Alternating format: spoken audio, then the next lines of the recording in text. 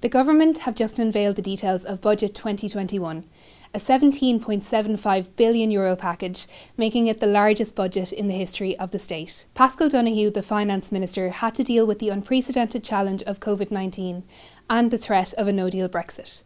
But here are the things that Budget 2021 might mean for you. If you lost your job this year due to COVID-19, it's likely that you're in line for a Christmas bonus from the government. Budget 2021 includes an increase in social welfare payments in the first week of December, which is likely to apply to the majority of people on the pandemic unemployment payment.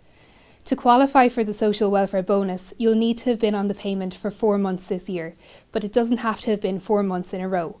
Ordinarily, you would only qualify for a Christmas bonus if you'd been on a social welfare payment for 15 months. COVID-19 has obviously cast a big shadow over the budget this year, and in no area more than health. Out of the €4 billion that the government has promised to spend on healthcare next year, around half applies to issues relating to COVID-19.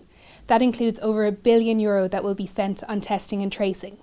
Beyond that, the government has said that it's going to increase the number of acute beds in the country by over 1,000, and it's going to increase the number of intensive care beds by over 300. Pandemic aside, the issue of housing remains a major one, and the government is going to spend over €5 billion on the issue of housing next year. That includes extending the Help to Buy scheme.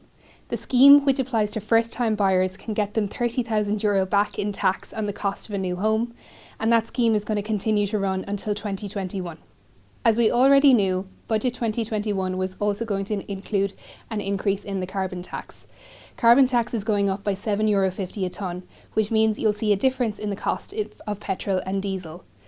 Motor tax has also gone up in Budget 2021, and some drivers of high-emission cars can face an increase of €50 a year. And finally, for the old reliables, the cost of cigarettes are going up by 50 cent again.